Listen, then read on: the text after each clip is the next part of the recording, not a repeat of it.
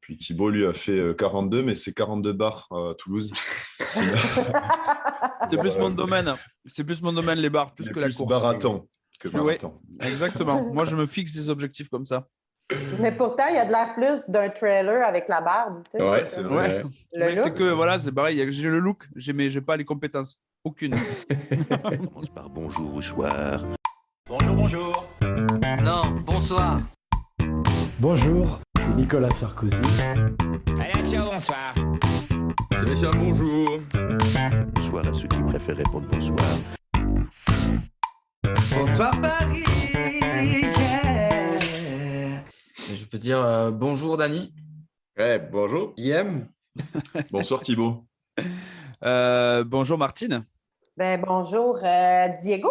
Ah, Oh là là là là, mais du premier coup. On est Ouais. excellent. On l'a eu? excellent. excellent. On l'a eu. On l'a eu. On arrête de boire, Allez. de boire. Ouais, c'est ça. On arrête de C'est la boire. première fois qu'on a 4 personnes au Québec et une personne en France. C'est vrai. Exactement, je suis minoritaire. Ah, Mais Et wow.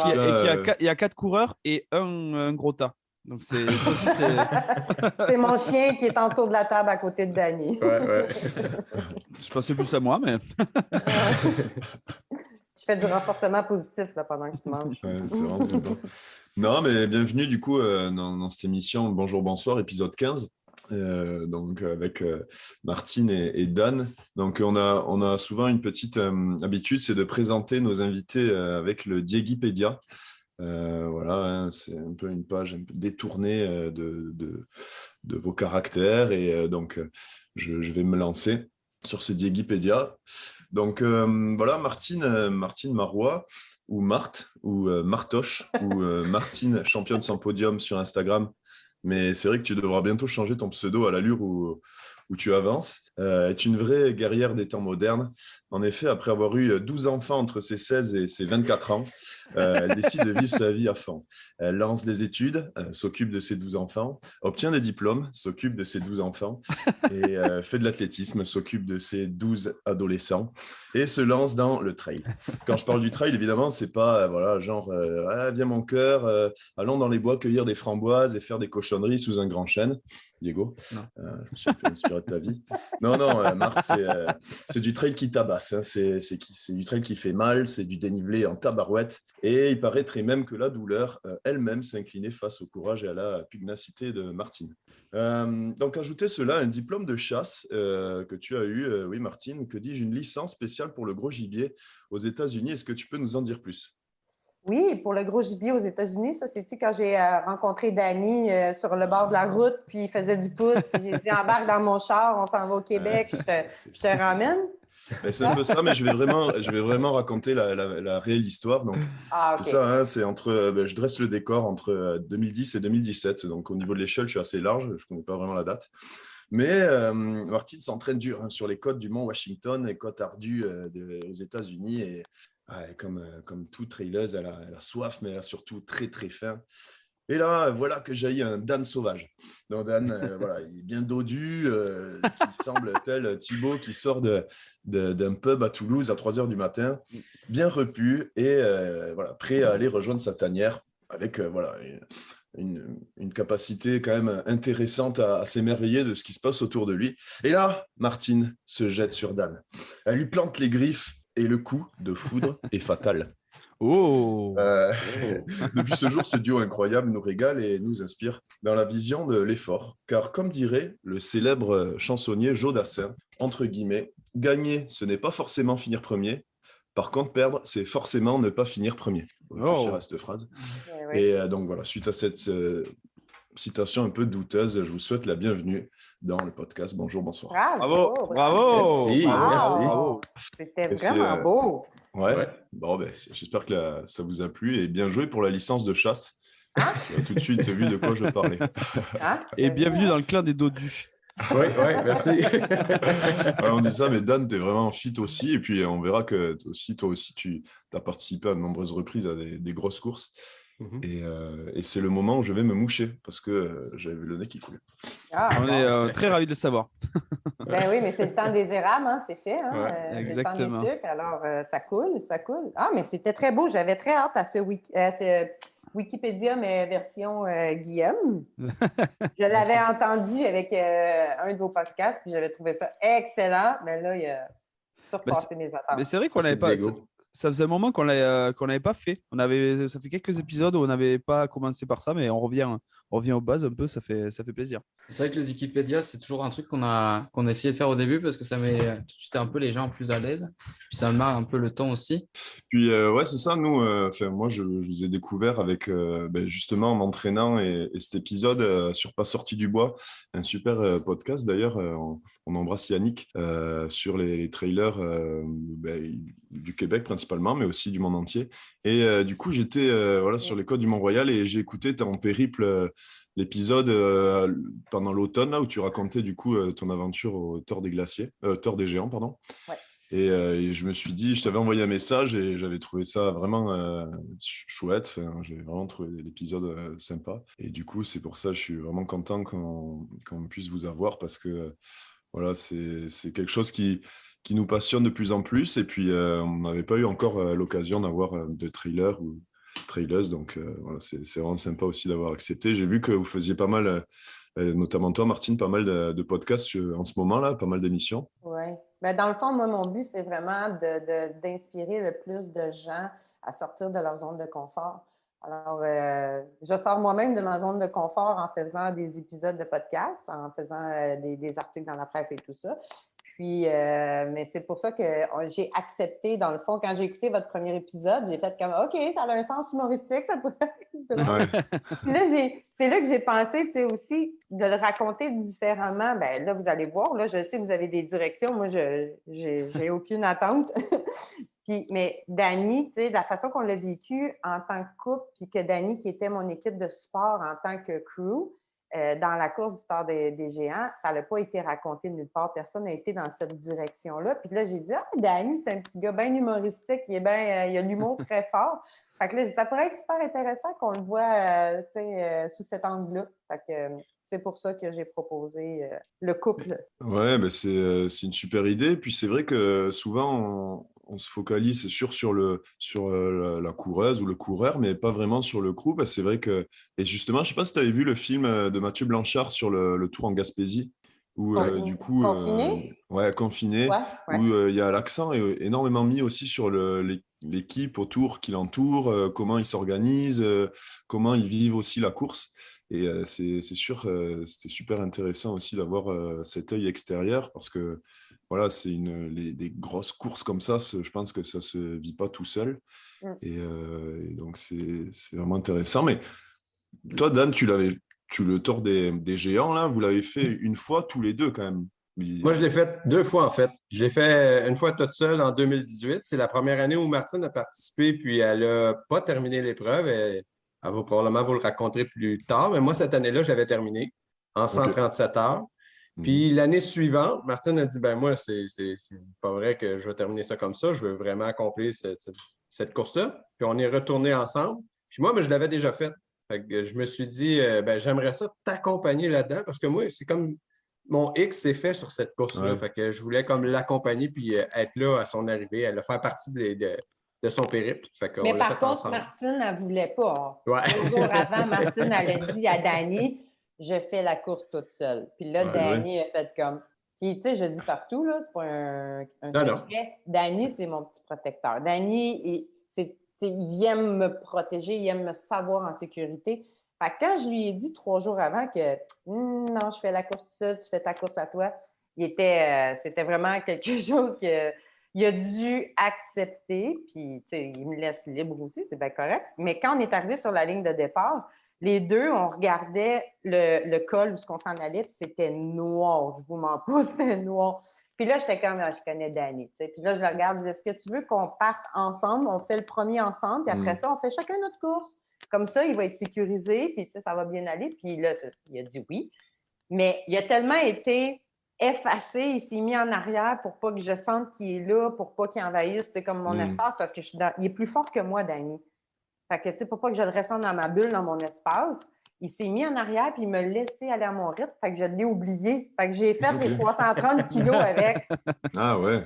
Mais là, je vois qu'on parle beaucoup de trail. Et puis, c'est vrai que souvent les podcasts, là, notamment Pas sortis du bois, ça va faire appel à un public aguerri.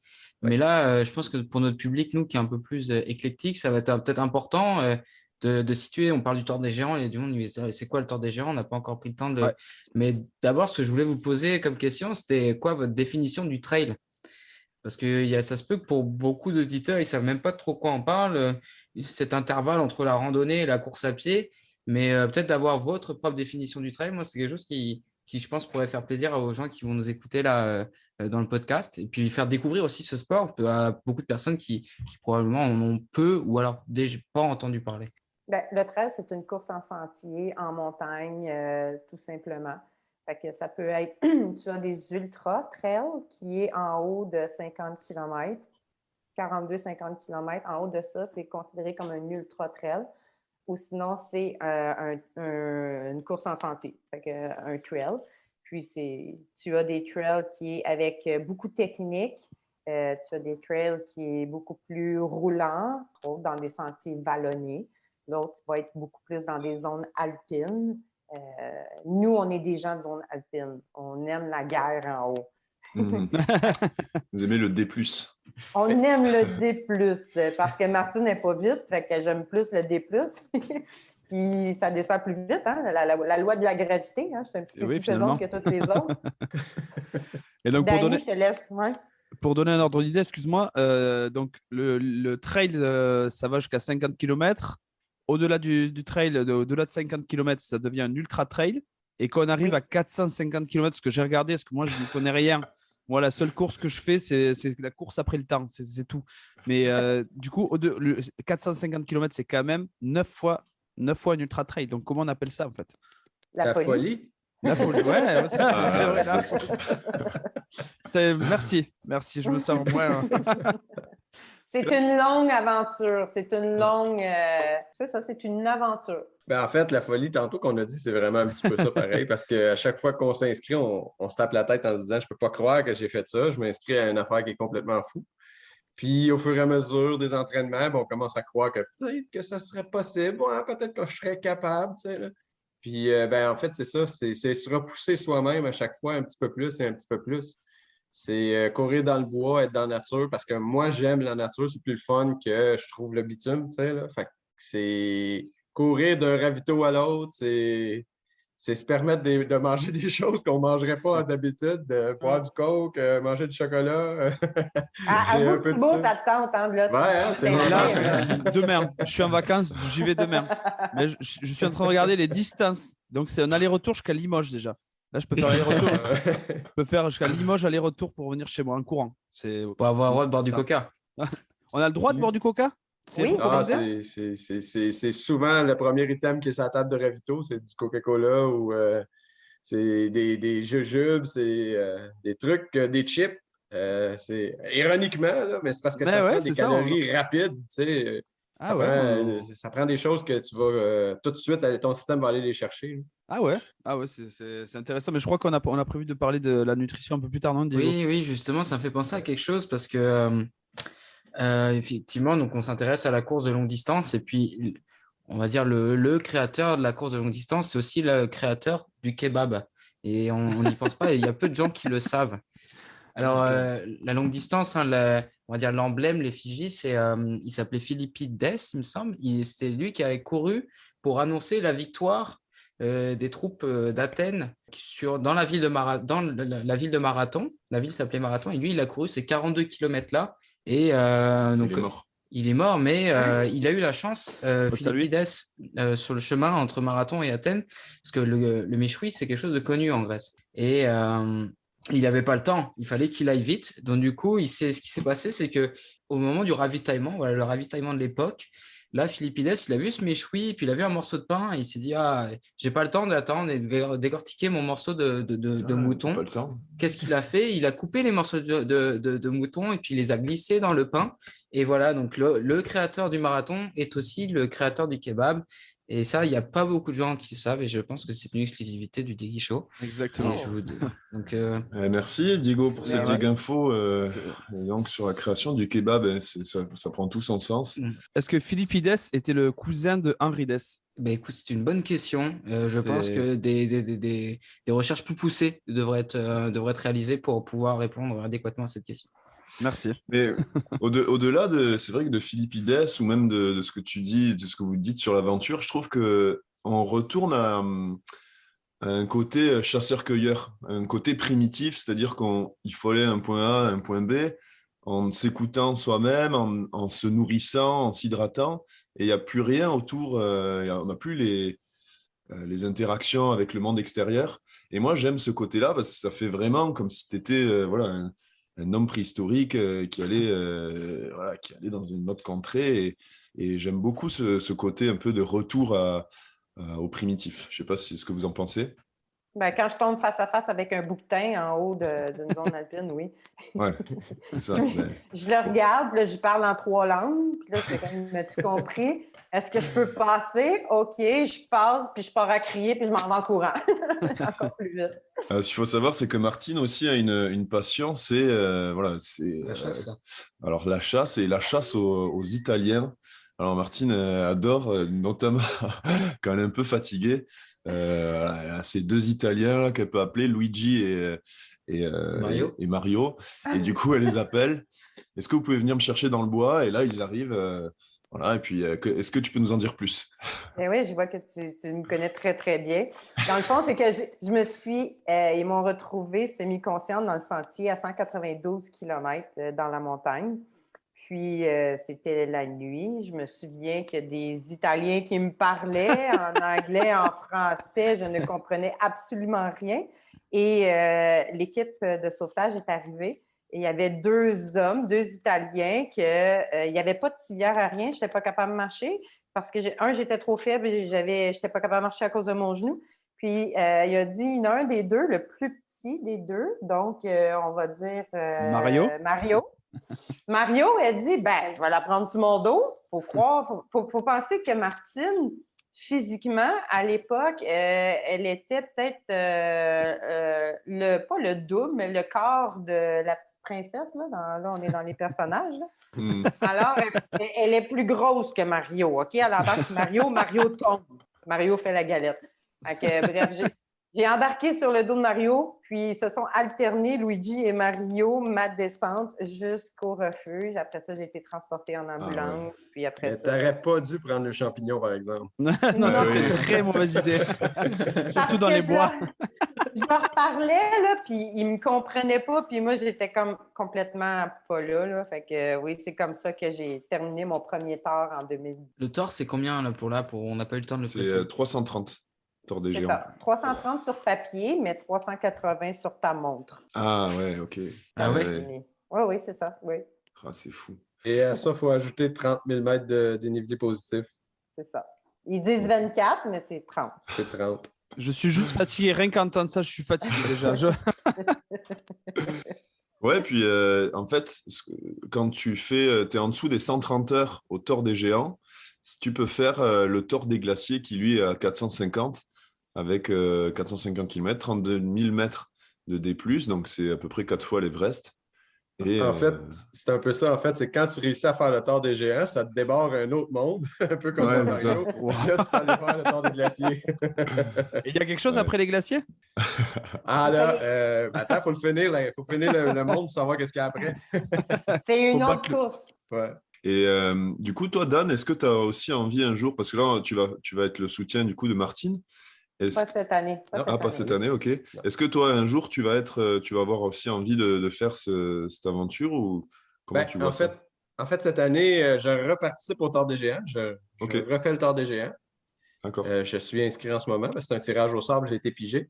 Puis, je retourne faire le tort. Puis, mon but, c'est de le faire sous la barre des 130 heures. Parce que la première année, je l'ai faite en 137 heures, mais à cette époque-là, il n'y avait pas de tort des glaciers. Donc, je ne savais pas que si je réussissais sous les 130 heures, ben, je pouvais. Donc, je n'ai pas de pousser la machine pour aller. Peut-être que ça n'aurait pas donné non plus, là, mais je l'ai fini en 137. Puis l'année suivante, quand j'ai fait avec Martine, ben, j'ai fait en 144 heures. Donc, je n'ai pas mon certificat pour faire le tort des glaciers. Donc, mon but cette année, c'est d'aller le chercher. Puis, on verra par la suite si je le ferai, mais c'est surtout d'aller chercher comme la chance de pouvoir m'y inscrire. Est-ce que le temps limite est différent pour hommes et femmes? Et non. Et non, C'est quand ça, même, c'est vraiment ça, c'est vraiment drôle, là, tu sais. Mais pas drôle, là, mais. Parce qu'on va se le dire, là, tu sais, une femme menstruée versus un gars qui n'est pas menstrué pendant une course, ça paraît, là, hein? Tu sais, c'est Ouais, du ouais. temps là, que tu perds. Ouais, nous là. autres, on veut pas tuer personne. Mais c'est ce qui fait aussi quand on est dans nos périodes, on est beaucoup plus agressive et compétitive. Fait que ça peut être un plus, par contre. Ça peut aider. Ouais, c'est vrai. Ouais. Et du coup, comment par rapport à tes stories Instagram, là, je vois aussi que tu fais beaucoup de renforcement musculaire. Comment tu prépares ça en n'ayant pas vraiment de dénivelé au Québec? Est-ce que tu as une préparation qui est différente que le Tour des géants? Pour le Tour des glaciers, la seule différence que j'ai comparée de l'an passé, c'est que j'ai réussi à intégrer la musculation à mon entraînement. L'année passée, j'étais incapable, même si je suis kinésiologue, kinésithérapeute de formation universitaire, j'étais incapable de l'intégrer parce que j'étais aussi beaucoup en apprentissage dans mon entraînement, des intervalles, du cross-training, faire du vélo. Donc, j'intégrais beaucoup de nouvelles informations dans mon entraînement. Puis ça, c'est tout acquis maintenant, ce qui fait que là, j'ai été capable d'intégrer la musculation. Je fais des 15 à 20 minutes, 3-4 fois semaine dans le salon, du gainage que je fais, du renforcement musculaire avec le poids du corps seulement. Fait que c'est le petit plus que j'ai réussi à faire. Le restant, c'est tout pareil. Le volume d'entraînement augmente pour le Tour des glaciers qui est 450 km. Hein, Diego, je ne sais pas si on l'a dit. Le Tour des glaciers, il est 450 km. Puis, je m'entraîne pour faire du dénivelé. Je m'entraîne l'été, je vais en Italie, j'y retourne cette année. Au mois de juillet, je vais faire des camps d'entraînement là-bas, puis je vais m'acclimater directement dans les Alpes italiennes avant. Et ton volume hebdomadaire, au niveau des kilomètres, c'est à peu près combien tu cours? Actuellement, on est rendu en moyenne, la semaine passée, c'était 120 km, mais ça, c'était comme un gros volume avant ma petite semaine de récupération. Là, cette semaine, j'ai aucune idée. Ça va peut-être être une surprise. D'après moi, je serais rendue à du 90 semaines. Ça l'augmente à chaque mois pour finir toujours sur un mésocycle d'un mois. Dans le fond, tu as 1 semaine, 2 semaines, 3 semaines. La 4e, c'est repos. Que ça monte graduellement. Puis la 3e semaine, c'est du gros volume. Alors, c'était mon 120 km. Alors, peut-être que je vais faire... J'ai déjà fait du 140. Du coup, tu fais toujours des cycles d'1 mois comme ça? Oui, c'est ça. Ça permet une meilleure récupération, une meilleure performance. Tu augmentes tes performances à laisser de la... Tu sais, c'est un build-up qu'on dit, à laisser de la récupération comme ça à ton corps. Est-ce que tu sens que la musculation t'aide? Je sais que beaucoup en parlent comme de la prévention de blessures, mais est-ce que tu sens que c'est quelque chose qui a fait une différence depuis que tu l'as intégré de manière plus consistante dans ton entraînement ou qu'est-ce que ça apporte en plus? Énormément. Mes jambes sont vraiment plus puissantes, sont plus fortes. J'ai une meilleure capacité aussi, tout ce qui est au niveau du gainage. Tu sais, quand tu fais tes longues sorties, je suis moins fatiguée. J'ai une meilleure endurance. Donc, oui, ça m'a aidé à affiner ma taille de chasseuse-cueilleuse. Donc, j'ai gagné en minceur, puis j'ai gagné en confiance en même temps. Donc, il n'y a rien qui m'arrête sur mon chemin, là. Même pas le beau Danny. Là. Non, c'est une blague. Danny, toi, la musculation? C'est en développement. Ah ouais? Ben si, mais je te vois quand même, Danny. Oui, mais pas dernièrement, tu remarqueras. Ouais. J'avais commencé. Le télétravail était parfait, ça m'aidait beaucoup. Là, je suis retourné en mode au bureau. Ça l'aide un petit peu moins, mais je le sais tellement quand que je le faisais que ça m'aidait beaucoup, beaucoup, beaucoup. Je veux reprendre, il faut juste que je mette la discipline. Mais oui, il y a vraiment une plus-value à apporter un petit peu. Ça ne demande pas beaucoup de temps. Là, dis tantôt 15, 20, 30 minutes maximum, là, 3 à 4 fois semaine, puis on voit déjà les changements. Ah ouais? Okay. Ah oui, c'est impressionnant. Comme tu dis, prévention blessure, mais aussi la posture. Tu es capable de tenir ta posture de course beaucoup plus longtemps parce que ton gainage t'aide au lieu de devenir, quand tu es fatigué, un peu plus rond, qu'on dit. Là, là. Fait qu'il y a plein de choses comme ça que je le sais que ça m'aide, même la puissance dans les jambes. Fait que je le sais que je dois le faire. Maintenant, il faut que je le mette en application. Là. Je sais qu'il y a des bienfaits. Et est-ce que du coup, Dan, toi, tu t'entraînes différemment pour passer ce cap des 130 heures ou alors est-ce que tu es un peu plus dans l'optique performance ou t'as On rien, suit t'as pas le changé même, grand-chose? ouais, on suit le même principe d'entraînement, mais on ne Ok. fait pas les mêmes entraînements parce qu'on n'a pas les mêmes buts. Ouais, ouais, je Donc, comprends. moi, en ce moment, je fais un petit peu d'intervalle sur route, mais je fais encore beaucoup, beaucoup de sorties en trail. Je fais Mhm. encore beaucoup de dénivelé. Puis là, je pense que ça va commencer à augmenter. Moi aussi, j'ai un coach, fait que moi aussi, je pense que ça va commencer à builder up. Tu sais, mettons, Martine peut avoir un petit peu plus de millage par semaine. Par contre, ça se peut que j'ai un peu plus de dénivelé, tu sais, là, Mhm. pour D'accord. travailler la puissance. Tu sais, parce que Oui, oui, C'est mon ça, ouais. objectif, moi, c'est un objectif de temps. d'accord. Ouais, Donc, ouais, ouais. ouais, c'est chacun travaille ses forces et ses faiblesses, en fait. Ben, Exact. c'est ça. Mais tu sais, D'accord. dans le fond, Martine, sa faiblesse, c'est ma capacité et ma rapidité sur du plat. D'accord. Martine est capable de faire du power hike avec ses bâtons, monter, grimper une montagne sans problème. Martine est capable de courir très vite dans la descente. Sauf qu'au Tort des Géants, quand on descend la montagne, quand on sort de la montagne, on traverse des villages ou des communes, je ne sais pas comment on l'appelle. Puis de se rendre à l'autre montagne, on a en moyenne un 7 à 12 km qu'on fait dans le village. Donc ça, cette portion-là, en état de fatigue, Martine le marchait au Tort des Géants. D'accord. Maintenant, Martine le court. En 2021, Mm.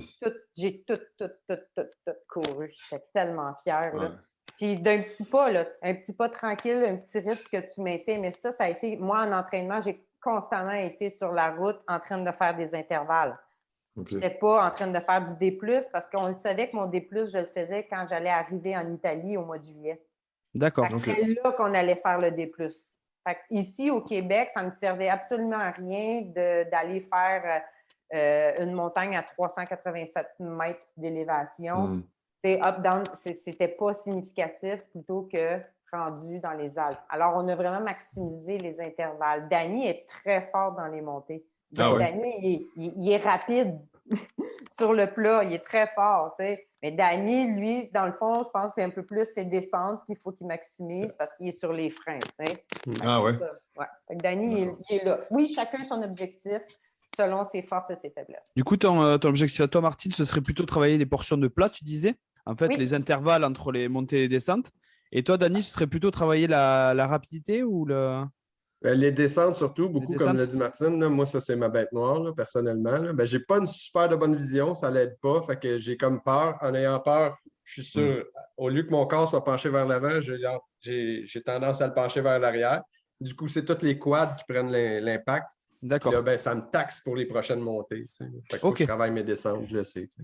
Puis Ça pour marche. nos amis de France qui nous écoutent, il faut s'imaginer qu'au Québec, les sentiers sont plus jeunes aussi, forcément, et donc sont pleins de racines, de pierres, de roches, beaucoup plus que ce qu'on peut trouver chez nous au niveau des montagnes où voilà, il y a des animaux pendant des centaines d'années qui ont marché, et du coup, on a vraiment des sentiers beaucoup plus agréables. Et là, en fait, c'est sûr que sur les descentes, des fois, tu te dis, ben, je vais pouvoir accélérer, et en fait, c'est un champ de mine, et que tu es obligé de ranger ton frein parce que, comme tu dis, il y en a de partout. Et puis, tu peux tellement te faire une cheville facilement que même au genou. niveau proprioception ou le genou, il faut vraiment faire attention à ça. Ouais. Donc, Tout à fait. C'est quoi le plus grand défi en termes de blessures, de douleurs que vous avez dû surmonter à la fois lors d'une épreuve, mais aussi sur une période un peu plus longue? Je pense que Danny va me laisser parler. Il n'est jamais blessé. incroyable. Il n'est jamais confronté à aucune blessure. Il touche, comme qui dit, du bois. Là. Ouais. Moi, ce que j'ai été confrontée, le plus difficile, je te dirais, ça a été ma maladie cœliaque qui est, je ne peux pas manger aux tables de ravito dans les bases de vie. Donc, je dois être je dois être autonome dans ma nourriture, ce qui fait que moi, je traîne un sanglier sur mes épaules quand je cours. Si c'est pas indiscret, c'est quoi une maladie cœliaque? Oh oui! C'est le gluten, non? Oui, c'est intolérance au gluten. D'accord. Donc, D'accord. Et ça, ils n'y pensent pas dans les ravitaux? Ben non, parce qu'eux, ils offrent la nourriture, mais la nourriture, il peut avoir du gluten dans la nourriture. D'accord. Tu peux avoir, comme au Tort 2018 que j'ai fait, géant, j'arrivais, puis il y avait des bananes coupées. Mais à côté, ils prenaient le même couteau pour couper le jambon, pour couper le fromage, pour couper le pain. Alors, ma banane est contaminée. Moi, je suis malade. Puis en étant malade, je suis au lit et je recule au jeu du serpent et l'échelle. Je recule. Je suis 2-3 jours couchée. Pas d'énergie. Puis ça me prend du temps à reprendre mon énergie. D'accord. Ah oui, quand même. Oui, il faut que je sois extrêmement prudente. C'est pour ça que j'ai réussi en 2021.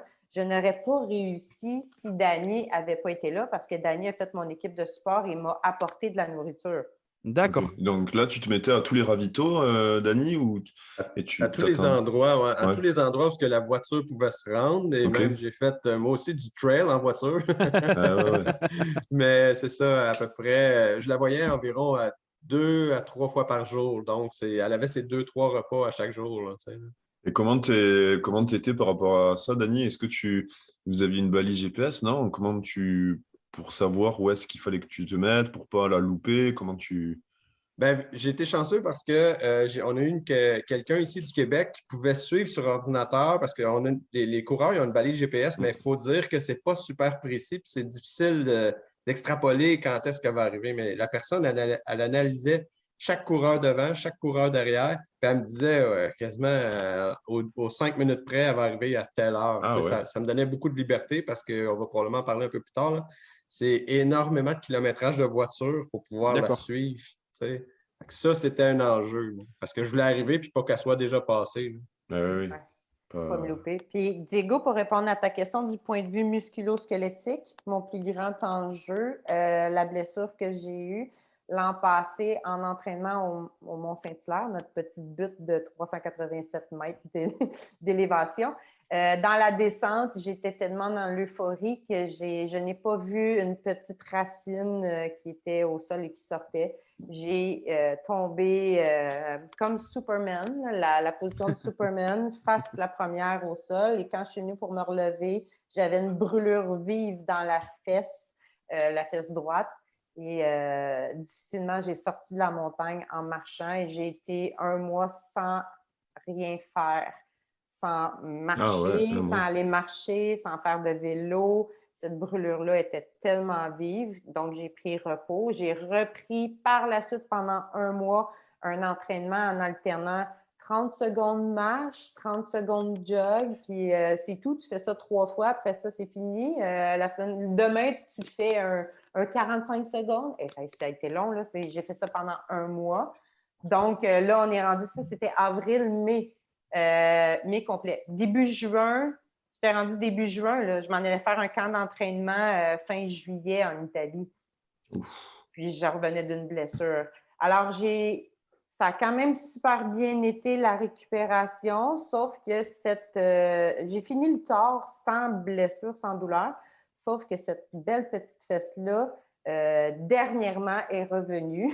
Je me suis encore enfargée ou accroché le pied qui a fait que ça l'a déclenché comme une étincelle. Là.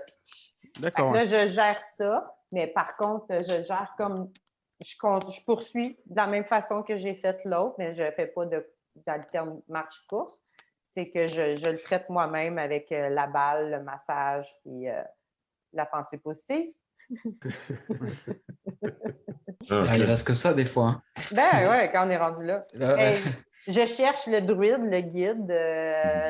Je le cherche toujours, le druide. Il va avoir une potion magique pour moi. Alors, poursuis. Par rapport à ça, aux pensées positives, est-ce que vous préparez aussi mentalement ces courses-là ou comment vous... Peut-être, je ne sais pas si vous avez un coach mental ou est-ce que quelle est votre vision là-dessus? Ben, Dany, c'est qui ton coach mental? En fait, c'est un peu toi, mais sérieusement, elle est extrêmement forte et de bons conseils parce qu'on va se le dire, ces courses-là, on dit tout le temps une course, c'est 80% mental, mais ceux-là sont encore plus vrais parce que il faut comprendre que tu cours jour et nuit. Tu prends de très courtes pauses de sommeil, donc tu manques de sommeil. Tu es fatigué, puis ça dure 5 à 6 jours de temps, donc c'est long, 5-6 jours. Quand tu es rendu à ta 3e journée, tu te dis hey, ça va-tu finir? Mais non, c'est pas fini, il reste encore 2 à 3 jours à faire encore. Là. Fait que c'est vraiment, vraiment mental. Donc, oui, il faut travailler le mental, il faut comme trouver des façons, il faut trouver une manière de l'inhiber parce que c'est sûr ton mental, il dirait à toutes les minutes de dire OK, là, je pense que tu en as fait suffisamment, tu peux arrêter. Je pense que ça, c'est quelque chose qu'on a travaillé beaucoup, beaucoup. Puis maintenant, je pense qu'on est plus fort qu'on était là-dessus. Là, tu sais, là. Oui, dans le fond, on poursuit. Moi, je fais beaucoup de développement personnel, j'observe les top pros, ce qu'ils font, je modélise beaucoup. Puis ce que j'ai fait aussi, c'est que j'ai changé mon regard envers ma réussite. Donc, en faisant ça, c'est que ça a élevé mon potentiel, puis j'ai posé des actions différentes à tous les jours. Je me suis posé, est-ce que ces actions-là me rapprochent ou m'éloignent de mon objectif? S'ils m'éloignent, tout de suite, ce que je vais faire, c'est que je vais modifier mon action pour qu'elle me ramène dans ma direction que je veux aller, qui fait que je réussis mon résultat. Fait que, est-ce que mon résultat, est-ce que ce que je voulais? Oui, fine, j'ai réussi. Non, alors recommence, mais différemment. Ça a été l'histoire de ma vie avec mes 12 enfants, hein, Guillaume? Donc, c'est ce que j'ai fait tout au long de ma vie, c'est que ma force mentale vient de mon parcours, qui a fait que j'ai toujours été capable de m'adapter aux situations. Mais d'ailleurs, je renvoie. C'est quoi ces 12 enfants? Non. Martine a eu vraiment des enfants tôt, puis quand même assez sur un. Mais 12? Non, 4. Non, combien? Non, j'en ai 3. 3, voilà. J'en ai eu 3. Et je renvoie d'ailleurs au podcast où tu rentres dans les détails de toute ta vie aussi et de comment tu en es arrivé là. Comment il s'appelle le podcast que tu as fait il n'y a pas longtemps là, avec C'est avec Jean-Philippe Vautier, c'est Le Grand Écart. Voilà, Le Grand Écart. Et c'est vraiment intéressant. Et non, j'exagérais parce que c'est vrai que tout de suite, dès tes 18 ans, tu étais sur de l'ouvrage. Tu n'as pas niaisé, pas le temps de niaiser, comme on dit ici. J'avais déjà 2 enfants à bas âge à 18 ans. À 18 ans, 2 enfants? Oui, c'est cela. Et tu avais déjà commencé la course ou Non. La préparation mentale a commencé là, en fait. Ouais. À 16 ans, j'ai eu ma fille. Donc, à 19 ans, j'ai eu mon garçon. Puis, à 24, j'ai eu le petit 3e. Mais la course en sentier, j'ai commencé en 2013 quand j'ai rencontré Dany. D'accord. Donc, parce que toi, Dany, tu en faisais déjà, c'est ça? Même pas. Même pas. Donc, tout, vous êtes rencontrés, vous avez dit, on n'a rien à faire, on va aller courir sur le sentier. Allez, c'est parti. Oui, c'est presque ça, ouais. En fait, c'est ça. Oui, exact. Moi, je faisais de la course sur route. Martine, tu faisais un peu de course sur route, mais en fait, Martine a travaillé comme coach à l'époque, puis c'est comme ça qu'on s'est rencontrés. Puis, d'accord. Donc, vous aviez déjà un intérêt pour la course quand même, un intérêt commun pour la course. Oui. Non, je veux savoir comment on se lance en fait dans la course, comment on dit, tiens, je vais me fixer des objectifs petit à petit et je vais prendre mes chaussures un jour et je vais courir. Comment on commence pour les débutants comme moi, enfin les débutants, même les amateurs, on va dire, et même ceux qui n'ont aucun intérêt pour ça, ça peut être intéressant. Mais c'est facile, dans le fond, c'est un vendredi soir, après une bouteille de vin, une carte de crédit à la main, et voilà, c'est lancé. Tu te lances dans une aventure comme ça, puis d'accord. tu t'inscris. Puis là, tu te dis le lendemain matin, avec t'as mal aux cheveux, comme on dit ici au Québec, t'as la gueule de bois, alors on fait comme dans quoi on s'est embarqué. Et on commence à s'entraîner. C'est comme ça, nous, on a commencé. C'est exactement comme ça aussi.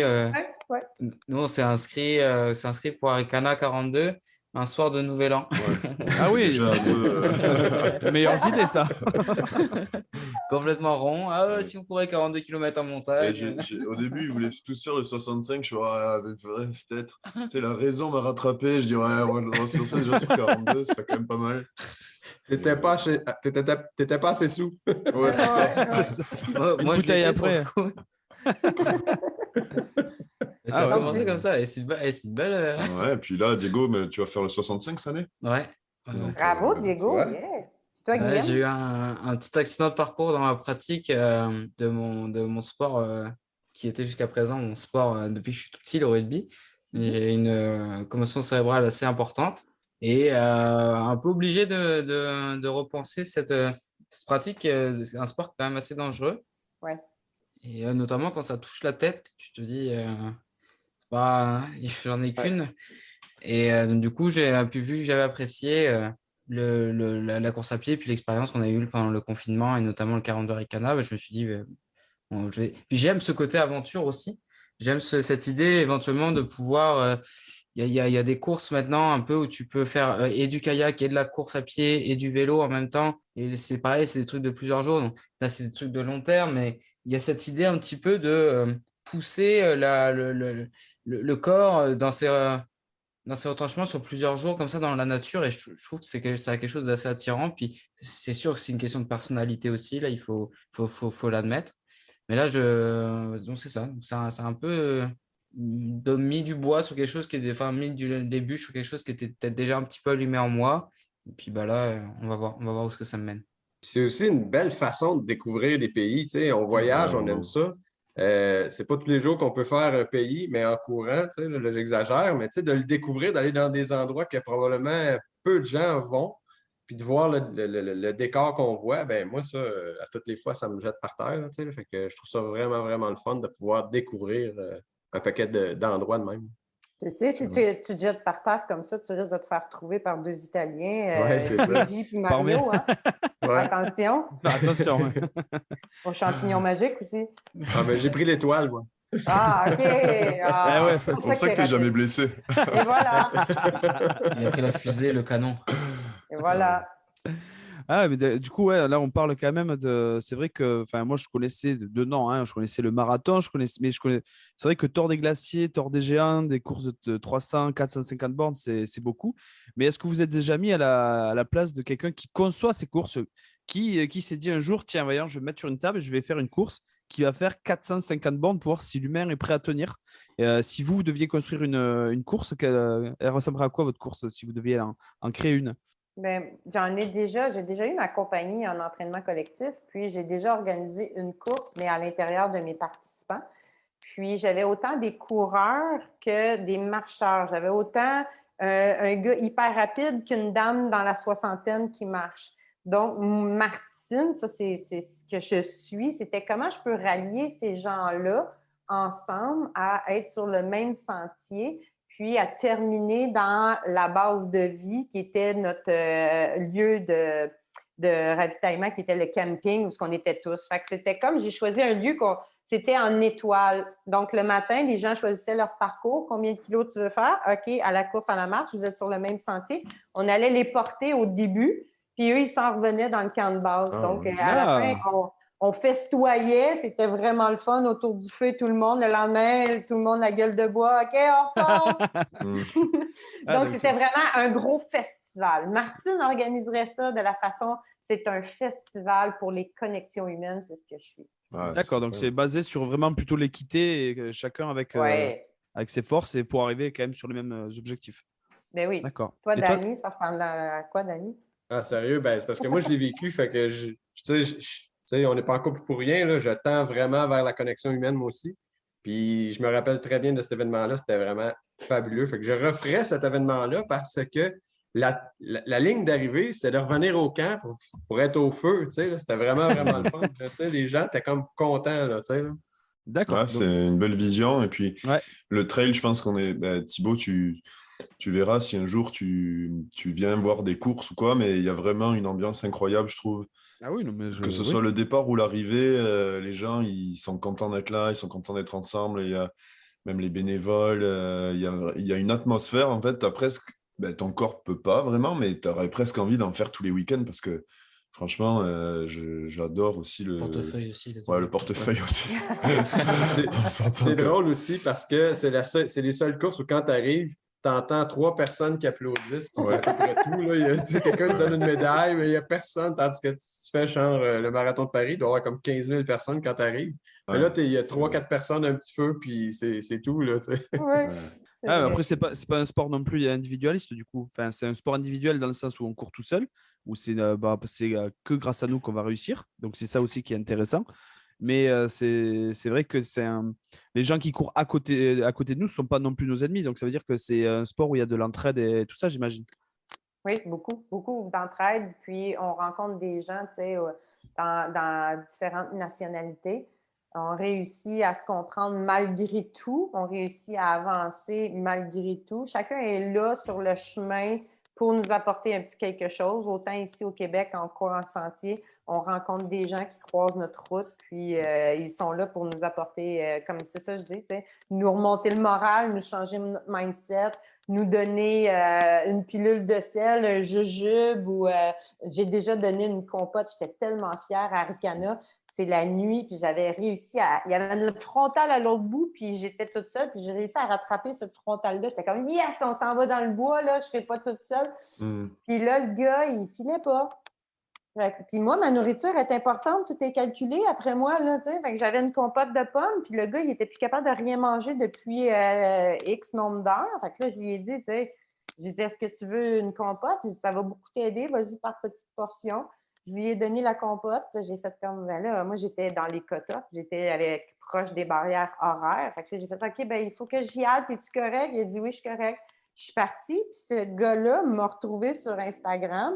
Puis, il m'a écrit, puis il m'a dit « Merci beaucoup. Depuis ce temps-là, j'ai de la compote quand je fais mes courses. » Fait qu'on rencontre les gens comme ça. Vous avez des expériences humaines comme ça, vous rencontrez sur les sentiers, puis c'est magique. Là. D'accord. Comme les champignons. C'est ça. Ouais, puis tu cours avec des pros, des gens que tu suis et que tu vois faire des grosses courses. Ils sont sur la même ligne de départ que toi, et ça, je trouve que c'est impressionnant aussi. Oui, ça, c'est le fun. Ça, c'est l'accessibilité, oui. Ouais, puis ça fait partie des lois aussi, c'est-à-dire que s'il y a quelqu'un qui est en besoin, tu te dois de l'aider. Ta course devient secondaire parce qu'il faut comprendre que tu n'es pas sur route, il n'y a pas une ambulance qui peut venir. Donc, si quelqu'un qui a un besoin d'aide parce que, je ne sais pas, moi, il s'est brisé une jambe, disons, ben ça fait partie de l'éthique du coureur. Ce sport-là, il est comme ça. Les gens vont arrêter, même s'il est premier, pour dire non, je me dois de l'aider. Fait que ça, c'est le fun parce que ça amène une belle fraternité. Beaucoup de liaisons là, avec les gens. Mais on voit beaucoup de vidéos comme ça où les mecs sur la ligne d'arrivée, ils sacrifient leur première place parce qu'il y en a un qui est dans la détresse et qui vont passer. L'idéal, c'est que tout le monde passe la ligne d'arrivée, quel que soit l'état. Donc, c'est vrai que pousser quelqu'un, dire tant pis, je vais sortir de mon égocentrisme et je vais m'occuper du gars pour que tous les deux, ensemble, on puisse aller atteindre le même objectif. Vous remarquerez aussi, c'est souvent ce sport-là que tu vois des doubles podiums où il y a deux premiers ou il y a deux deuxièmes. C'est vraiment fréquent dans le trail, tu sais, là, parce que les gens décident, on reste ensemble, puis on le fait ensemble, puis ils finissent, puis ils sont les deux sur la première ou la deuxième ou la troisième marche. Ah ouais, la dernière Diagonale des Fous, puis aussi le dernier Tort des Glaciers. J'ai vu que les deux gars étaient arrivés en même temps. Il y a Jules-Henri Gagnon puis Luca Papi, qui est deux grands coureurs d'ultra. Dans le fond, Jules-Henri, il était le premier. Et est arrivé les premiers 100 km, il était seul en avant. Puis là, est arrivé Luca Papi. Ils ont décidé, les deux, ils se sont observés quand ils sont arrivés au ravito. Puis ils ont comme vu qu'aucun des deux était dans la compétitivité. Alors, ils ont fait comment? Est-ce qu'on repart ensemble? On fait un bout? OK, on fait un bout ensemble. Puis ils se sont mis au fil du temps à faire une équipe, à dire OK, prochain ravito, prochain refuge, combien de temps qu'on reste? On reste 30 minutes, parfait. Gère ton temps, tu vas aller dormir, dors. Moi, je vais aller prendre une douche. Chacun fait ce qu'il a à faire. On repart dans 30 minutes. OK. Ils ont fait ça tout le long, puis ils ont fini les deux en duo pour le Tort des Glaciers l'an passé. D'accord. Puis c'est aussi souvent par rapport au sport individuel, puis peut-être que ça va clore ce sujet, mais on s'entraîne aussi en équipe pendant l'année. Il y a cette idée aussi, oui, la course, c'est la performance d'être individuelle éventuellement, mais pendant toute l'année, là, les sorties en montagne ou des choses comme ça, idéalement, tu essaies de te joindre à 2 ou 3 personnes qui ont un peu les mêmes objectifs, que tu finis aussi par rencontrer au fur et à mesure de ta pratique. Donc, même au cours de l'année, pendant ta période d'entraînement, en fait, tu n'es pas tout seul non plus, donc tu rentres dans des... La course n'est pas un sport pas du tout individuel. En fait, si tu as envie de te joindre à du monde, il y a du monde qui est là et qui est prêt à te joindre à toi. Là. Il y a tellement de clubs autour, partout, tu sais, sûrement à Toulouse aussi, vous avez des clubs de sentiers, autant à Montréal, vous avez beaucoup de clubs de trail. Il y a possibilité de se joindre et de s'entraîner avec des gens qui ont les mêmes objectifs, tu l'as bien dit, ouais. Non, je parlais de ça, je reviens à la question que j'avais posée parce que c'est l'heure du petit jeu.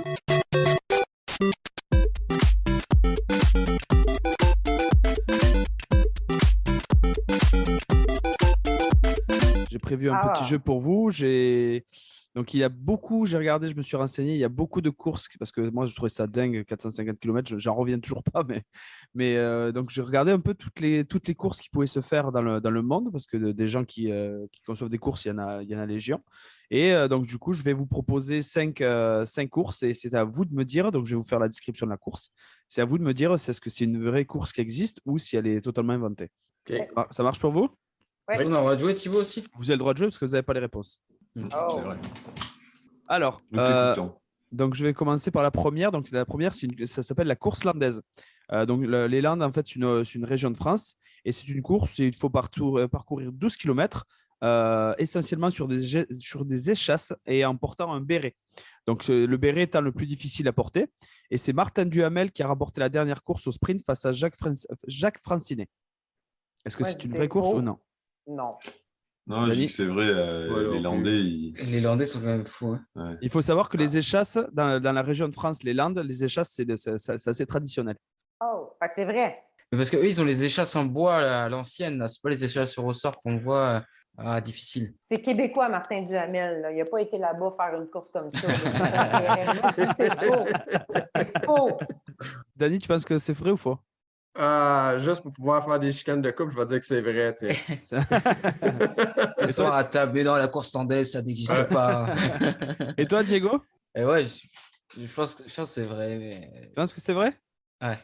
Eh bien, c'est faux. C'est une course que j'ai inventée. C'est une course que j'ai inventée. Alors, le mot course landaise existe, car ça se passe dans une arène avec un taureau et en fait, ceux qui font la course, en fait, ils font des sauts par-dessus les taureaux. C'est assez spectaculaire, mais ça n'a rien à voir avec la course que vous connaissez très bien.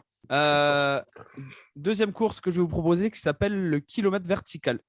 Donc, c'est une course qui surplombe la vallée du Rhône en France et c'est une épreuve de kilomètre vertical. Très raide, donc avec un segment qui en distance mesure 1920 mètres, donc 1 km 920, et le dénivelé moyen va jusqu'à 60%. Et c'est Christelle De Waal qui l'a remporté 6 fois. Ça, c'est vrai, ça. C'est vrai. C'est vrai, ça. C'est vrai, oui. C'est vrai, tout le monde est d'accord? Ben oui, vous avez raison. Là, vous la connaissez la course ou pas? Ça a l'air dur. Il y a pas mal de courses en kilomètre vertical. Voilà, c'est ça. Donc, il y a aussi, oui, en kilomètre vertical, il y a aussi la course dans l'immeuble de la Défense aussi, à Paris, qui se fait. Ouais, c'est vrai. Oui, mais où il court dans les marches. Et donc, c'est Christelle De Waal qui a rapporté 6 fois et c'était quasiment les 6 dernières éditions. Il y en a une ou deux qu'elle a loupé, mais sinon, voilà. Donc, c'est une course assez impressionnante de 60% de dénivelé. Ensuite, troisième course qui s'appelle le marathon du Médoc. Donc, le marathon, c'est comme son nom l'indique, c'est un marathon. Et c'est à travers le Médoc, c'est une région pareille en France, autour de Bordeaux. Et c'est une région de vignobles et de châteaux prestigieux, donc vignobles de vin, quoi. Et donc, c'est un marathon où on doit courir et il y a des pauses pendant le marathon où on doit, le but étant d'arriver le plus ivre possible à la ligne d'arrivée avec éthylotest à l'appui. Et c'est Freddy Guimard qui a gagné cette course en 2019 avec 5,8 grammes par litre de sang. Ah, moi, je dis c'est vrai. 5,8 grammes. Ouais, vu qu'il fait du sport, peut-être que ça se passe. Mais... 5 grammes, mec, c'est beaucoup. 5 grammes, c'est énorme. Mais je viens de Bretagne. Hein, et c'est énorme. Moi, je pense. Et en Bretagne, on boit le rhum de la crêpe. On fait la crêpe et on boit le rhum avec. Non, je pense que tu t'es inspiré d'une course. Effectivement, il y a pas mal de courses où ça picole avec des bières, avec tout ça, mais le truc du Médoc, là, non, je pense pas qu'il faut arriver le plus ivre possible. C'est 5,8 grammes, ça me paraît être une performance. Oui. Moi aussi, c'est la quantité d'alcool qui me fait. J'aurais tendance à dire que c'est faux à cause que c'est quand même astronomique de dire pouvoir courir avec cette quantité-là. Là. Mais bon. Ouais, puis Freddy Guimard, c'est vraiment un nom de personnage que tu pourrais inventer, Thibaut. Je connais assez bien. Comme Martin Duhamel et Jacques Francinet. Voilà. Donc, je pense que c'est faux. Toi, Martine? Ben, moi, j'avais dit que c'était vrai, mais là... Mais figurez-vous que Martine a raison. Cette course existe. Mais j'ai fait un petit piège. Il faut que j'avoue, j'ai fait un petit piège. Le marathon existe. Il faut s'arrêter, faire des pauses, manger des huîtres et boire du vin. Mais le but, c'est pas d'arriver le plus ivre possible. Le but, c'est d'arriver. Mais on imagine qu'en buvant du vin comme ça, on arrive quand même assez ivre. Et Freddy Guimard existe puisque c'est lui qui a remporté l'édition en 2019. C'est quand même 3-1 pour moi. Exactement. Donc, garde les scores. Hein. Donc, on embrasse Freddy s'il nous écoute, qui a un nom qui n'existe pas. Quatrième course. qui s'appelle la course à balles avoine. Donc, c'est une course dans laquelle il faut se raccrocher à la vie et se saouler avec le bruit des corps qui nous entourent, comme des lianes nouées de tresses, sans comprendre la détresse des mots qu'on envoie. Et c'est une course qui a été remportée par Daniel B, qui a voulu rester anonyme, en 1985 dans une édition unique. Ben non, c'est faux, c'est une chanson. Bravo, Ouais, c'est une chanson de c'est- Daniel Balavoine. Je me suis inspiré de la chanson de Daniel Balavoine, tous les cris des SOS. Donc c'est faux. Ah, je suis pas pire, hein? J'ai aucune idée, mais il la disait pareil comme une chanson. Mais tu l'as Trop fort ta cranium. Ouais, je suis désolé pour toi, Dani, tu n'as pas eu le temps de répondre, mais en fait, Martine a donné la réponse avec tellement d'aplomb, je me suis dit, c'est bon, en fait, ils ont. Donc, c'est encore une course fausse. Et la dernière course que je vais vous proposer s'appelle le 6D nudé. Donc, le jeu de mots avec dénudé. Donc, c'est tout simplement une course de 10 km, un dénivelé de 600 mètres, dénivelé positif, qu'il faut parcourir entièrement nu, seules les chaussures et les chaussettes étant tolérées ou le sac à dos. Et la première édition a eu lieu, c'est la première édition cette année, elle se déroulera à La Plagne. Ouais, ça c'est vrai. Et malheureusement, je l'ai vu passer, donc je suis sûr de moi. Tu l'as vu passer? Bah, j'ai vu passer une affiche genre de ça m'a bien fait rire. Ouais. Moi, je dis c'est vrai. Il n'y a rien d'impossible. Hein. Faites gaffe parce que Guillaume peut vous déduire en erreur aussi. Alors, donc, une course qui existe ou pas? Non. Non? J'ai dit oui. Non, j'ai dit oui, moi. J'ai dit oui avec... Dani? Je crois aussi. Ben oui, je crois aussi. Et Diego? Je vais dire non pour faire un petit canne. Ouais, mais c'est une course qui existe, qui aura lieu à La Plagne vraiment. C'est là où je me suis piégé en disant se déroulera, mais c'est une course qui existe. Mais je pense qu'elle a sans doute été inspirée par la Nude Run qui a eu lieu, elle, en Finlande. C'est une course, La Plagne, ils ont une course de dénivelé, de 600 mètres de dénivelé positif qui existait déjà. Ils se sont dit, cette année, on va courir à poil. Voilà. Ah, ben. En gros. Bah, grand chelem, hein, Martine, félicitations. Grand chelem, exactement, bravo. Bravo. Et j'aimerais vous proposer quand même quelques petites courses qui auraient pu rentrer dans ce jeu, mais qui me plaisent particulièrement. Vous allez me donner votre avis. Donc, il y a le Beer Mile, qui est qui est 4 tours de piste et 4 pentes à terminer d'une traite en fin de course. Avec des pénalités, si par exemple on recrache un petit peu, on prend des pénalités. Donc c'est une course de 1900 mètres, 4 tours de piste. Donc ça, c'est que des courses qui existaient que je vais vous proposer. Je vous invite aussi à aller voir le documentaire Netflix de la course au fromage où ils sont en Angleterre, où ils sont en haut d'une côte, puis ils lancent un fromage, il faut dévaler le plus possible. C'est ce que j'allais proposer, parce que c'était la prochaine que j'allais proposer, c'est la Cooper's Hill Cheese Rolling and Wake. Excusez-moi mon accent. Donc c'est une course justement où il faut attraper un grand fromage qui pèse 7 livres. Donc dans une descente, ça a lieu à Gloucester, en Angleterre. Et le gagnant ou la gagnante qui arrive en bas en premier gagne le fromage. Et évidemment, dans la course, on a quelques fractures et quelques entorses. C'est vraiment une descente très forte. Derrière un fromage. Donc, Ensuite, on a aussi le Seven Hills Half Marathon. Donc, c'est un semi-marathon qui a lieu en Écosse et qui a la particularité de ne pas être balisé. Donc, c'est-à-dire qu'il y a toute une zone pas balisée. Il faut juste passer les 7 checkpoints et quel que soit le sens. Et après, on a terminé. Donc voilà, c'est un peu puisque ça a lieu dans les bois, donc c'est entre le trail et la course d'orientation. Et ensuite, il y a la dernière, je pense un petit peu ma préférée. Vous allez me dire laquelle vous plaît. C'est le Krispy Kreme Challenge. Donc c'est 1 heure de course, ça a lieu aux États-Unis, comme quoi. 1 heure de course, 10 km, 12 donuts et 2400 calories à ingurgiter. Parce qu'en fait, ce qu'il faut faire, c'est courir 5 km pour atteindre un magasin de donuts, donc forcément le Krispy Kreme, en manger 12 sur place et revenir le plus vite possible, donc refaire les 5 km. Et tout ça, il faut qu'on mette 1 heure maximum. Wow. Voilà, donc celle-là, elle a un petit peu mes faveurs, hein. C'est un petit peu mon préféré. Les 5 km du retour doivent être infâmes. Parce que c'est 12 donuts d'un coup. Ouais. Wow. Vous avez une préférence sur toutes les courses qu'on a proposées? Vous avez une préférence? Ou peut-être à nous proposer. Voilà, je ferais bien la nuit, hein, selon les nuits. Ah ouais, bah, ouais, je sais pas, je trouve ça sympa. Et là, c'est vraiment. Je parlais tout à l'heure de l'aspect primitif de la course. Là, je trouve on est en plein dedans. Retour aux bases, quoi. Retour aux bases à poil. Ouais. Toi, Dani, tu as une préférence sur les courses énoncées par Thibaut? Écoute, peut-être celle du fromage, tiens. Parce que le Krispy Kreme, c'est clairement pas dans mes options. Et puis en plus, tu dois travailler ta descente, donc ça pourrait être un entraînement. Ça en plaît ça, exact. Ouais, j'avoue. Ouais, c'est bien ça. Moi, je ferais celle des 7 Hills. les 7 sommets en orientation. Ah oui, celle-là. Un peu comme la Barclay. C'est cela. OK.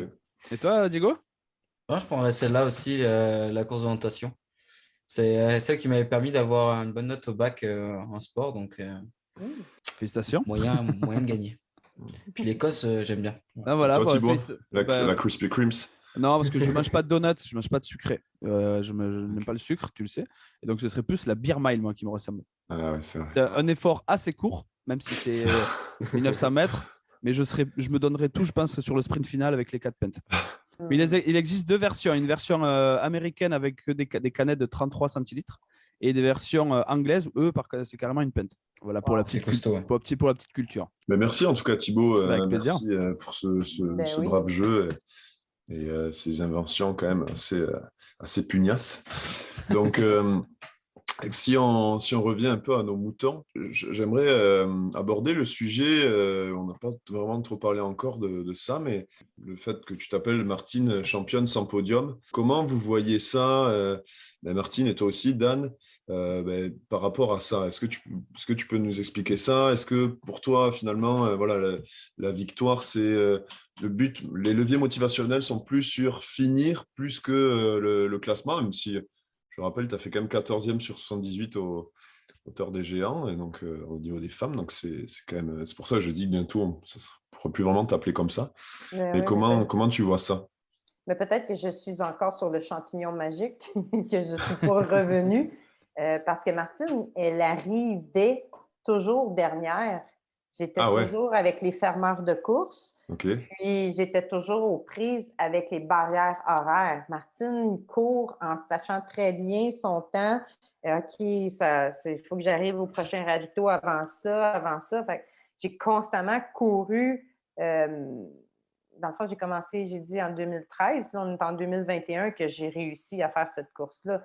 J'ai constamment été avec les fermeurs de course. Et Martine, c'est une personne de processus d'expérience. Alors, championne sans podium, c'était d'être le podium.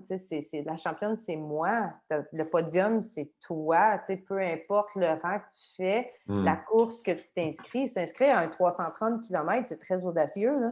Quand tu avais réussi ta première course, ça, c'était en 2018, là, mais ma première course réussie, c'était un 80 km. Je m'en vais faire un 330. C'était audacieux de revenir après avoir fait en 2018 que j'ai été sur le dos de Luigi puis Mario à 192 km, de revenir, de le refaire différemment, de finir avec Dani à 144 heures. Mais de revenir encore, c'est de là, championne sans podium, c'était d'inspirer les gens à cette course-là, vous la faites pour vous. Quand vous courez, vous le faites pour vous, puis vous le faites pour une raison qui est pour vous. Des fois, on ne sait pas c'est pour quelle raison. Puis, au bout de la ligne, le podium, c'est vous. C'est ça que vous allez chercher comme finish. Là, quand vous passez là, les 2 mains dans les airs, là, mais c'est toi, c'est ta fierté à toi. Le podium, c'est un plus. Alors, c'était Martine ne se voyait jamais être sur un podium. Ouais. De là, championne sans podium. Et là, c'est ça. Il y a quelqu'un qui m'a fait manger un champignon magique et je me suis retrouvée 14e sur 78e femme. Est-ce que Martine va faire un podium une fois dans sa vie? Vous allez voir sur les médias sociaux, ça va être écrit championne sans podium plus 1. Oui, puis ce qui est intéressant, c'est que tu le disais, tu es quand même quelqu'un qui est pas mal inspiré par les grands champions. Il y a une anecdote avec l'italienne, là, Silvia Trigueros. voilà, que je conseille d'aller écouter. Puis, est-ce qu'aujourd'hui, tu prends conscience que tu inspires énormément de personnes à travers aussi ton histoire, à travers aussi les défis que tu te lances? Comment tu vois ça? Comment tu vois que maintenant, c'est un peu basculé? Tu es toujours inspiré par les gens, mais énormément de gens aussi, avec ton profil, sont inspirés. Comment tu sens ça? Ça me touche directement au cœur. Ouais. Il y a beaucoup de gens. J'ai donné un atelier de course il y a 2 semaines, puis j'ai une de mes amies avec qui j'ai joué au basket, puis là, elle n'arrêtait pas. Mais là, comment tu te sens, là? Tu es une vedette, là? Tu inspires plein de monde. Je suis la même personne. La seule différence, c'est que j'ose sortir dans les médias, les podcasts, pour parler publiquement aux gens de mon expérience, pour les inspirer à à oser expérimenter la course, que tu la réussisses, que tu la réussisses pas. Tu as été chercher quelque chose au travers de cette course-là, que ça soit des expériences humaines, des amis sur la course, que ça soit le refaire différemment. Tu as été chercher quelque chose. Fait que j'aime inspirer, puis oui, de recevoir toute cette dose d'amour-là des gens qui viennent m'écrire, je capote. Je trouve ça super trippant de dire, ben je vais continuer de parler, puis de faire des podcasts, puis de faire des apparitions publiques, puis de mettre sur mes stories comme quoi j'ai fait telle sortie, ça a bien été, ça n'a pas bien été, d'être vrai sur les médias sociaux parce que c'est ce qu'on est sur une course. Hein, tu ne peux pas te cacher sur une course, mis à part quand tu vas dans le bois aux toilettes. Là. Mais il faut que tu sois vrai, puis ça me fait extrêmement plaisir. Puis c'est cette tangente-là que je suis en train de prendre pour vraiment connecter avec plus de gens possible pour les aider à croire que c'est possible. C'est touchant. Et toi, Dani, d'un œil extérieur, comment tu vois cette notoriété naissante de Martine Sampodium? Ben, écoute, c'est clair qu'un jour, ça va y arriver, là, parce que là, on le voit qu'elle progresse, puis j'y souhaite, c'est clair, là, tu sais. Même si je sais que c'est pas son but. Même si je sais que c'est pas ça qu'elle ne court pas après le podium va la rattraper, en fait. Parce qu'elle met l'énergie, elle met l'effort, puis parce qu'elle performe maintenant, parce qu'elle s'autorise ça aussi, c'est-à-dire qu'avant, peut-être que sa tête ne croyait pas qu'elle pouvait y arriver. Maintenant, je pense que sa tête entrevoit la possibilité. Puis c'est ça, Martine, c'est cette personne-là elle va le faire voir en toi-même, ce que peut-être toi, tu n'avais pas encore vu. Là. Fait que moi aussi, je suis cette lumière-là, c'est-à-dire que j'aime ça ce qu'elle dit, j'aime ça ce qu'elle fait parce que c'est vrai, ça fonctionne, tu sais, là. Rise and shine, tu sais, en fait, c'est crois-le, puis tu vas y arriver, tu sais. Puis je me suis rendu compte que la course, c'est un moyen d'avoir accès à vous, d'avoir accès aux auditeurs, que les auditeurs viennent m'écrire sur les médias sociaux. C'est la relation humaine. La course m'amène ce moyen-là qui me nourrit moi. Tu sais, on a chacun le pourquoi on court, mais moi, j'ai compris que c'est ça que ça fait. La course me permet de rejoindre les gens au travers de ça. OK.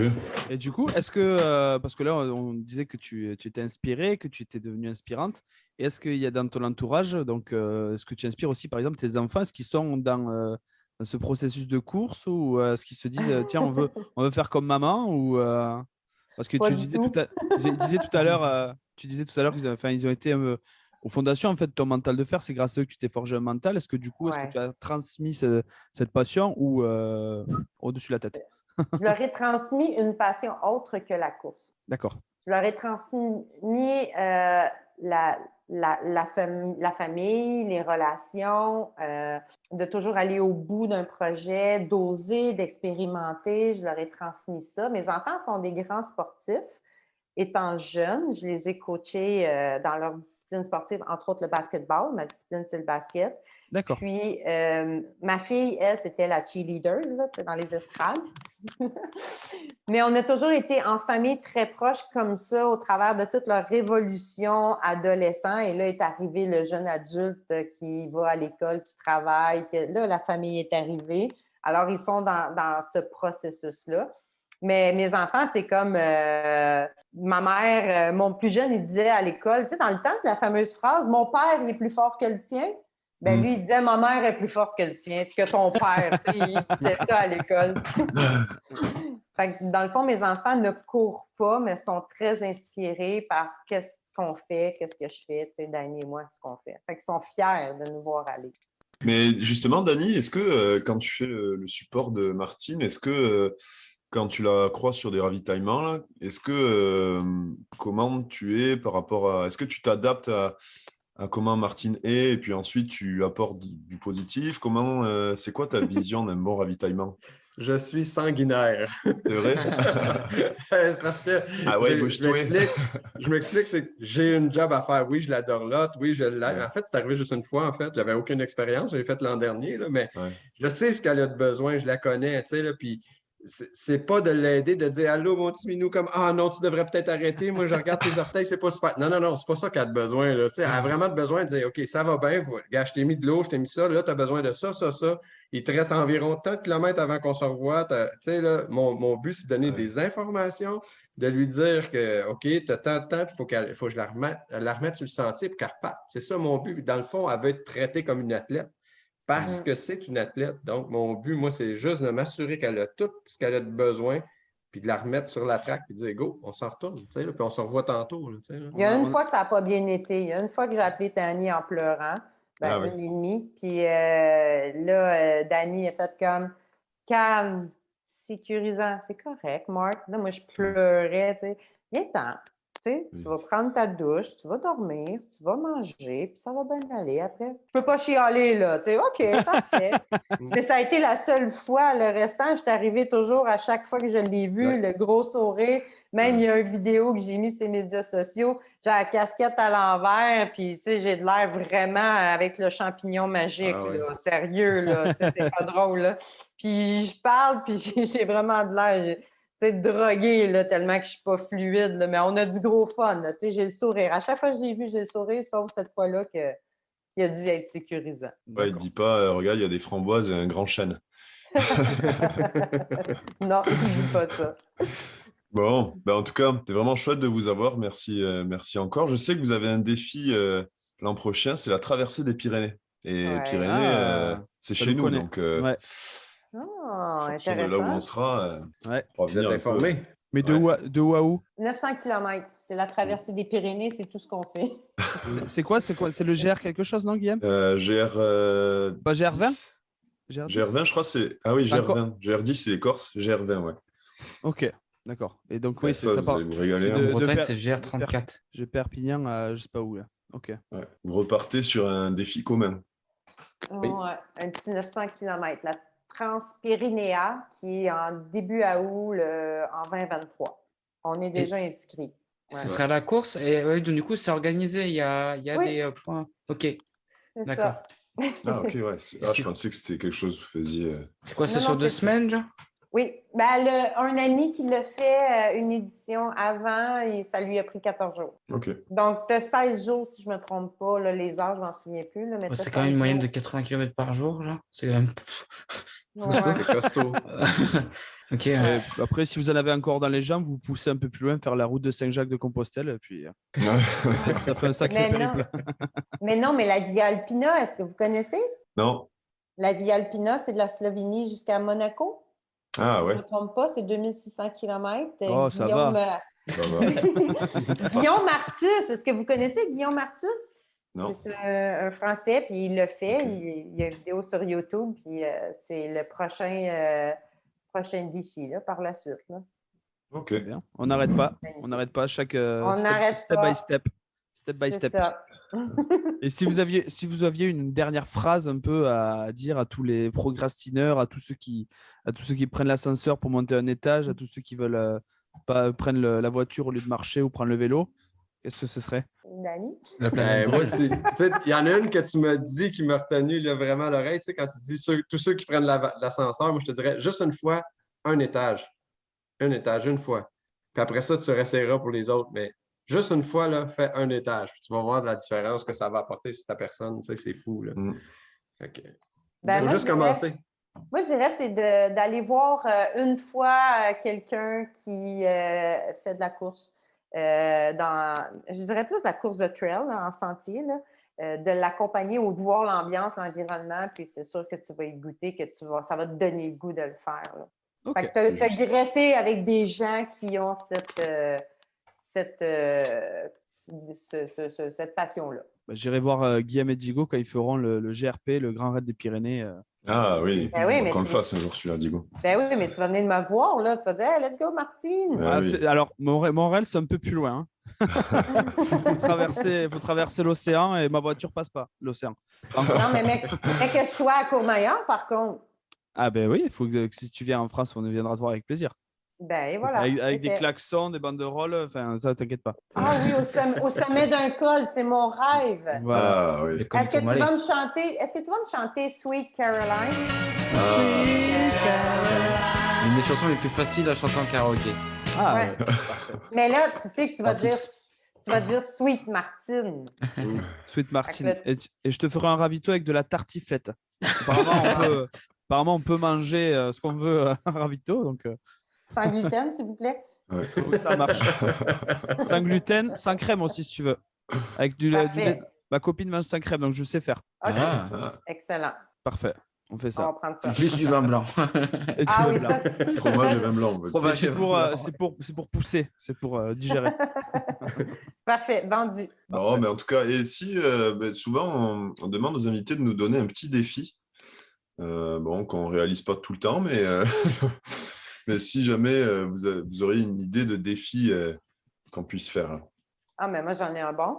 Ah, Ben, à chacun, là, tu sais. Dans le fond, Thibaut, c'est d'aller monter un étage et de prendre une photo en nous taguant, Dany et moi.